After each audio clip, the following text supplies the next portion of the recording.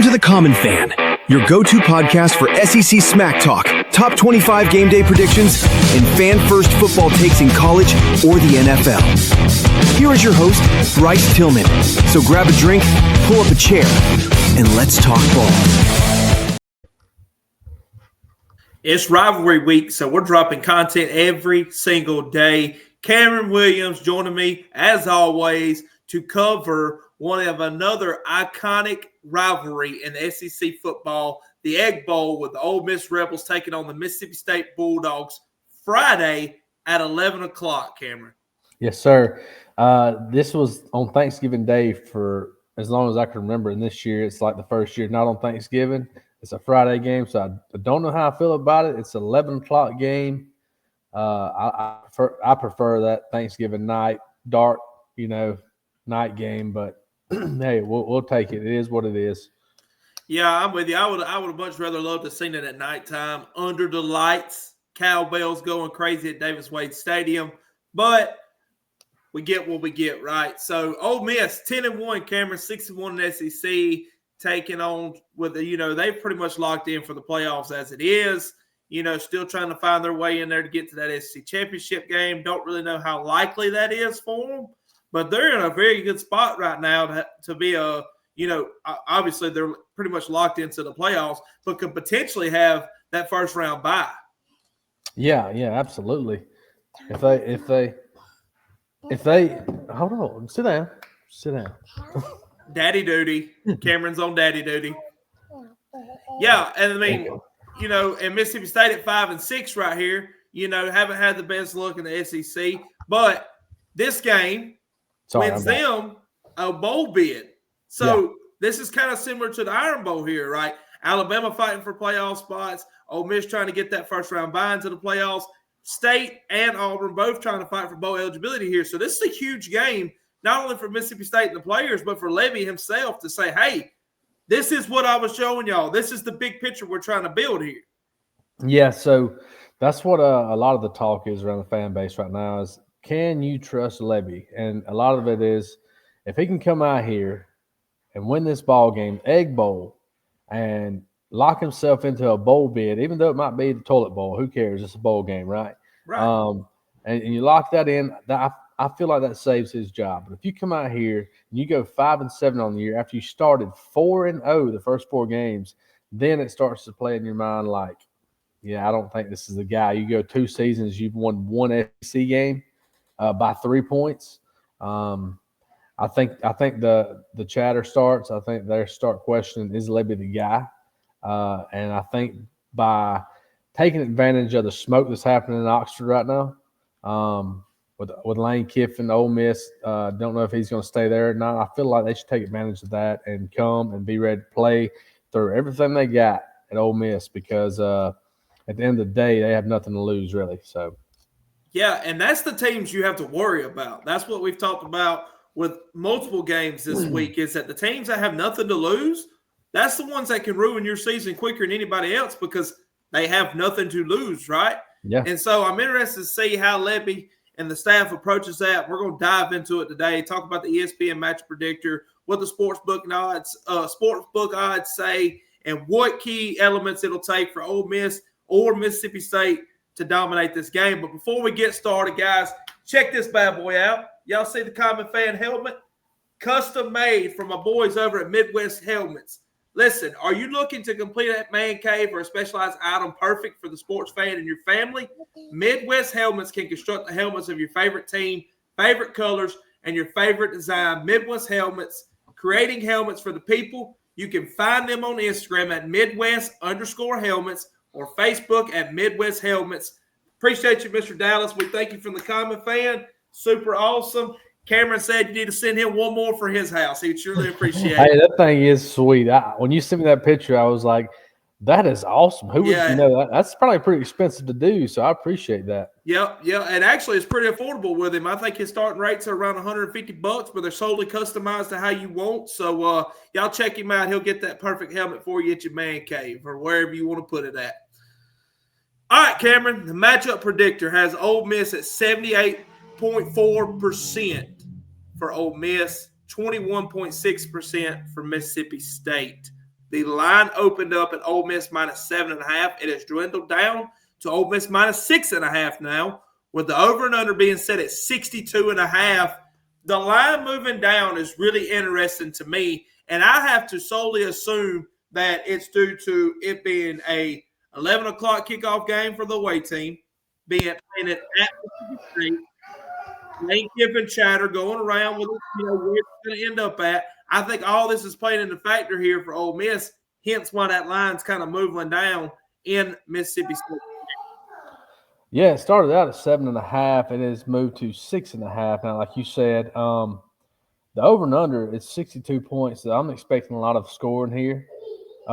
Tristan Chambliss, 195 for 299, 14 touchdowns, 3 interceptions. Blake Shapen, 195 for 303, 15 touchdowns, and 8 interceptions. So that quarterback matchup there, I feel like Chambliss takes that, and he even started 3 games into the season, and Blake Shapen's pretty much been playing the whole time.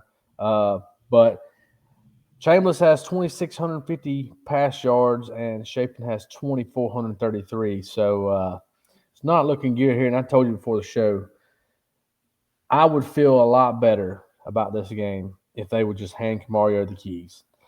I mean, Mississippi State scored 3 times against Ole Miss.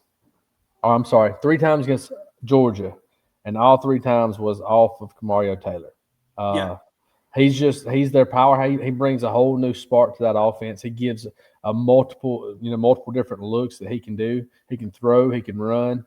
I personally, I would give the keys over because you have everything ahead of you, but also nothing to lose. So you can make a bowl game. Levy can possibly save his job, but at the same time, beating Ole Miss really doesn't affect their season because they're pretty much locked in.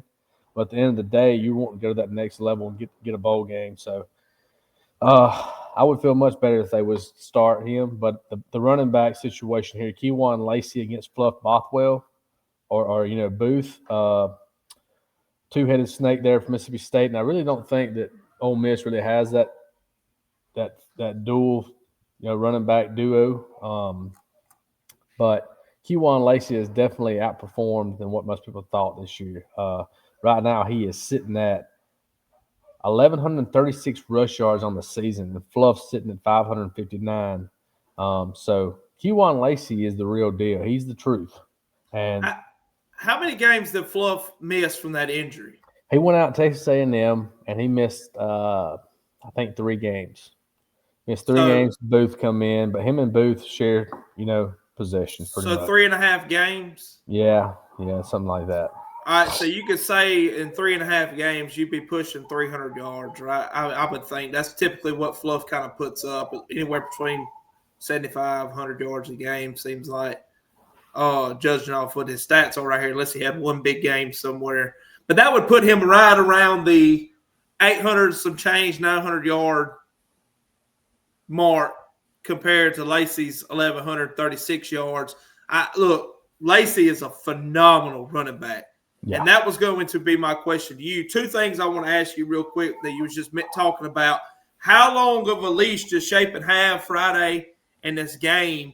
And how will Mississippi State be able to respond to the run? Are they pretty good at run defense, or what is going to be their way to be able to slow down Lacey in this run game? Because, Ole Miss is really that double-headed dragon in itself between the passing and the rushing. They seem to be very well at both of them. So what is Mississippi State's strength on their defense? Is it stopping the run, or are they better in the secondary? No, they're definitely better in the secondary. The run game has struggled all year. That's the worst part of their game. Last week or 2 weeks ago, they had a bye week last week. Week before that, we played Missouri, and the game plan was to load the box and stop Ahmad Hardy, and they did the opposite. They loaded the box but couldn't stop anything. Ahmad Hardy run for 300 yards, and they just can't tackle. I mean, the boys just can't. They can't. They overrun gaps. They overrun the holes. They fill the hole for a short period, but then you just get blown off the ball. No, I don't. They're going to have to sell out on the run and hope that they can get some turnovers in the air. But I'll be honest with you, the secondary is a strong point. Isaac Smith's coming back. He's been injured. Kelly Jones is one of the top, in my opinion, one of the top cornerbacks in the SEC, if not the league. Maybe that'd be the only way they can get some turnovers here, because Tristan Chambliss really hasn't put up he's put up a lot of yards, but a lot of it is Trinidad Chambliss. He hadn't put up a lot of pass yards compared to his run yards, I guess. He's put up – where do you see the run yards at here? You'll go to full player stats. I feel like he had a lot of run yards. Let's see. He is predominantly pretty decent. I can't find it right now. 65% completion rate. It only says 8.9 yards an average, 14 touchdowns, 110 carries for 444 yards. So that's a lot of carries, a pretty good bit of yards. I don't know, man. I just feel like their defense is struggling with the run. I don't know. If they can stop the run against Ole Miss, maybe they can get some turnovers there, but it's going to be – they're going to have to sell out. They're going to have to load the box, be +1. Cornerback blitzes. They'll just start throwing stuff out there, trying stuff. I don't know. Well, what about Shapen, though? Going back to the first part of that question, I mean, how long do you think that they try this Shapen at? Like, how long do you think they try Shapen in this game? And it was like, okay, we're not getting any momentum here. We got to make the change. Like, are we going to say that if he's coming out struggling first quarter, by the end of the first, are we going to say an adjustment might be made at halftime? I mean, what are you feeling here in it? I hate to say it, but Lebby has shown us all season long that he has put his whole faith and trust in Blake Shapen, and he is his guy. So he can do no wrong. He threw 2 or 3 interceptions, pick 6, fumble, strip sack against Tennessee, lost in the game. And what does Lebby do? Throws him right back out there after Camario comes in and shows out. And I also wonder what if it matters from the score perspective of this. Now, granted, if Shapen's thrown 3 interceptions by halftime, but they're only down 3 to 7 points, you got to assume they probably wouldn't pull him. But if this game's out of reach, 21, 24 points in the third quarter, you got to assume that Camo comes in. I don't think he will, because right now this is looking like it's going to be Shapen's last game, unless there's a bowl game. But I think this is going to be Lebby's going to put his whole career with Mississippi State with Blake Shapen on the line here and ride it out and see what happens. I firmly believe that, because the whole fan base has been screaming for K-Mo all year long after we've seen what he can do at the beginning of the season, and they don't care. They just continue to play Shapen. So I think they ride with Shapen. You touched on it about their defense being their run defense being the weaker point of the defensive unit. So you got to assume that the secondary would be good enough to cover them outside guys. You're going to have to, way it sounds like to me, if I'm defensive planning for Mississippi State, is you got to assume that you're going to kind of get man coverage and stay in man coverage to try to stop the run first. Yeah. You got to do what you can do to stop the bleeding on the run. And if your secondary is good enough to hang with it, then they'll be fine staying in man coverage. The caveat to man coverage, though, Cameron, and you know it as well as I do for the listeners out there, is that when you're in man coverage and you're spreading the field, when a player like Trinidad Chambliss gets free, it's big gains. Yeah. Generally. It's big games, and the problem with that is if you can't get pressure on him, keep any kind of containment, he can stretch the field out, cause deep passes, I don't know, man. I feel like they're going to get pressure here. They haven't pressured anybody all year. Will Whitson, he went out against Arizona State, got hurt, but at that point he was leading the team in sacks, and I think he's still right to this day. I think he's still right there in the lead. They just haven't been very good defensive line. Terrible. So that's the key to Mississippi State is Shapen has to limit his errors. He's got to see the field with vision, something that he's kind of struggled with this year. He's got to see it there. He's got to be able to recognize the pressure when it's getting to him. And he's just got to step up and make a play, bro. Shapen has got to make a play. We need to see that play made to Brennan Thompson again, like you said in Arizona State, to come back and win that game. You fell short in Tennessee in overtime. You fell short in Texas in overtime. You didn't come through and clutch and beat Florida. You got blown out by Missouri. Y'all had that clutch drive against Arkansas. Give it to y'all one more time. The daggum fans of Starkville deserve it. You've got to make that play, Chapin. Chapin's got to figure out a way to utilize the two-headed dragon he's got in the backfield with Bothwell and Booth and rely on that run game and get comfortable. And them guys got to step up and get some yards on the ground and get some, get him feeling loose back there. And then you got Brennan Thompson and them on the outside to make the plays for him when it's time to make that clutch 3rd and 6, 3rd and 7. Hey, you got a holding penalty. Now you're at 3rd and 11. We'll convert that big third down, keep this drive going, because you can stop Ole Miss from scoring touchdowns if you're keeping them on the sideline. Absolutely. See, Booth had a great game against Texas, and then that fourth quarter, man, they shut him down. Blake Shapen. If Blake Shapen feels any kind of pressure on him, he's folding. That's what I feel like. He's not the guy to jump up and make a play. Step in the pocket, scramble. He folds up.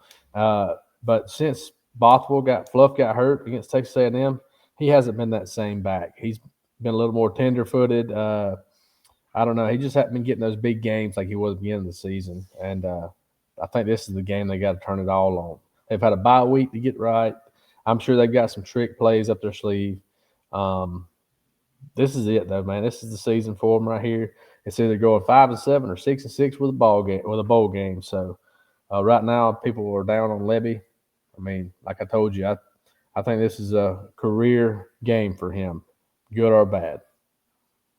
So Mississippi State is ranked 75th in the nation on rushing offense at 152.3 yards per game.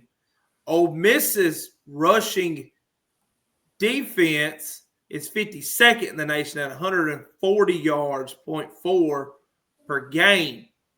So that kind of evens out right there. You could probably expect around Fluff, Bothwell, and Booth to probably put around, I don't know, yard game. I'd say anywhere probably 85 to 100 yards on the ground. If you're looking at Mississippi State's offense on passing, they are at for 242 yards a game at 55th in the nation. Ole Miss's pass defense is ranked 23rd in the nation at only allowing 183 yards. That's going to be the key. Can Shapen make that play? And it doesn't have to be every drive. It doesn't have to be twice a quarter. It just needs to be that when you need to take that deep breath, Brennan Thompson catches one for 30, 35 yards. Get you down there, get you back to running the football again. It's going to be interesting, man. I don't really know what to make of this game and say, yeah, who's going to win it, who's going to lose it. I have a feeling that Ole Miss wins it, but I also have that gut feeling that Mississippi State finds a way to pull through on it. So this game is just like we talked about in the Iron Bowl preview. By the way, guys, if y'all missed that, check it out on our channel. Like and subscribe, share it to all your friends. Check out the Iron Bowl preview as well. That when it comes to the Egg Bowl, it's just like any other major rivalry. Statistics and everything else goes out the window. It doesn't matter. It all depends on who wants to show up and play this game. So who wants it more, man? That's just really what I think. That's what it boils down to, is who wants it more in this game. Yeah, I'm with you. These rivalry weeks, you can't ever tell. There is no set in stone who's going to win what, and there's always some kind of drama. Every game, there's always some kind of drama. I mean, this is adding up to be a big one because of Lane Kiffin's smoke. I feel like that could really affect that team. But who knows? Maybe Lane comes out this week and announces he's staying. He's become the hero in Oxford, and that team's playing hard. They're going to go all the way to the national championship. Who knows? But I don't know, man. I just feel like there's potential Mississippi State can win. They've just let me down a lot, but I'm still rolling with them. Well, Cameron, I guess at this point, man, I got to hear it. Give me your score prediction in this game and who wins. I'm gonna say it's gonna be a close one, a high-scoring game, but I think Mississippi State takes it here 38-35. 38-35, going with your team and the Mississippi State Bulldogs. Look, I want to see Mississippi State win this game. I do. I do too. I'd love to see them win it. I would love nothing more for the guys up there. I know me and you give each other a lot of heck on it, man, but I really do hope Mississippi State finds a way to get this win that this program crucially needs. I just don't. They got to show me, right? That's right. I don't know. I don't know if they can do it. I had Ole Miss win this game 34-24. Hope I'm wrong. I hope I'm wrong, and I hope Mississippi State pulls it out. I do think that it will be probably a field goal to a 4-point game somewhere in there late, and I think that Mississippi State will try to get back, and I think it'll end up either resulting in a turnover or either Ole Miss get the ball back in short field position and end up punching the last one in there at the end, making it a 10-point game. But who knows, man? And this is what it's. You know, you mentioned it last on the show yesterday on the Iron Bowl preview. You said that rivalry weekend is so awesome, but it's bittersweet because you know that football season's coming to an end. So, looking forward to the Egg Bowl, man. If it makes you feel any better, I'm really pulling for Auburn there too as well. Dude, Kyle's not on here so I can say that, but boy, would that be a kick in the shins for the season for Alabama, wouldn't it? Yeah, I hope, man. I can't wait. So I got to do one more ad read, and then we'll give one last final thought on who is going to be your X factor in this game for Mississippi State. We'll leave it off with that, Cameron, and then I'll give a X factor for Ole Miss. I'll go opposite of you. I'll find out who can be the one for Ole Miss. You be one for Mississippi State. That's coming right here, right after this quick ad read. This episode of The Common Fan is brought to you by Sharp42.ag, sponsored by Joe Allen.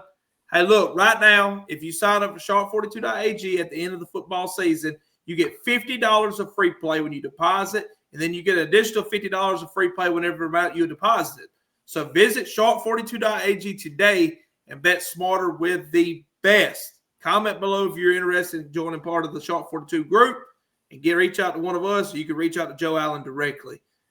Do you want a tattoo that turns heads? And you need to follow Dylan Walker's Tattoos on Facebook. Subscribe to the Common Fan Podcast. Get $100 off your full day session. Black and gray realism, one-on-one private studio, no distractions. Check out Dylan Walker Tattoos on Facebook right now. Subscribe to the Common Fan Podcast, and you get $100 off your full day session. All right, Cameron, give me your X Factor player for Mississippi State where you say, if X pops off, we have a really good shot to win this game. Fluff Bothwell. Fluff, baby back Bothwell. Yes, sir. If Fluff can put some yards on the ground, really put that defense, and run heavy for Ole Miss, that opens up that field for one of the fastest wide receivers in college football, Brendan Thompson. Blake Shapen has been known to miss him, but he's also been known to hit him. So that's going to be my X factor. If they can load that box up for that defense, create some one-on-ones and let Brendan outrun his guys, hey, I think that could be your X factor right there. I think Fluff pounding that rock, getting first downs, driving the ball, I think that's going to be the ticket to Ole Miss getting the win here. I'm sorry, Mississippi State getting the win here. Ole Miss, don't clip that. I think that could really affect Ole Miss from creating a lot of turnovers too. I feel like that if they can keep a lot of their secondary from picking Blake Shapen off so much, which he's known to do, I feel like that'd be a better game for all of us. Yeah. If Fluff Bothwell has 200 yards on the ground and 3 touchdowns, does Mississippi State win that game? Yeah. I think so too. Yeah. For Ole Miss on their X Factor player here that I say if X pops off in this game, that I think that they get away pretty handily with it. I'm going to say DeQuan Wright, the tight end for him, man.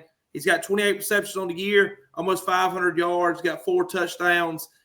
He's the type of guy that when Wallace III's out there and he's covered up and Deuce Alexander and them other guys are there and they're kind of going to get locked down by this good secondary you're speaking of for Mississippi State, I think DeQuan Wright's going to be that guy kind of sitting in the middle of the field right here maybe on a play action pass where they bent down on Lacey and you got him right over the middle, I think he's going to be a key factor in this game for him. So I think that if he pops off, especially in man coverage, we're assuming that Mississippi State's probably going to have to sit in majority of this game to get it controlled. I can't imagine them sitting in too high in a zone and just letting Lacey and them run it down their throat all game. Wouldn't make a lot of sense to me.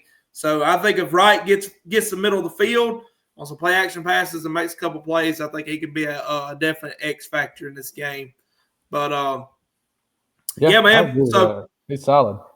So, well, Cameron, we got a couple more previews we'll drop this week, and good luck to the Mississippi State Bulldogs this weekend. If you're an Ole Miss fan watching the show, I'm not hating on Ole Miss. I really want to see Mississippi State win this game, man. That's just all there is to it. So, me too, bud. Me too. Everybody's got to be a fan of somebody at the end of the day. Yeah, that's right. Well, all right, appreciate it, everybody. This has been an episode of Common Fan. Every day this week, content will drop, so stay tuned. We'll see y'all next time. The next preview is Georgia versus Georgia Tech. My boy Branson getting on. We're going to do the preview. Can't wait. See y'all next time. You've been listening to The Common Fan. See y'all next time. Same time, same tailgate.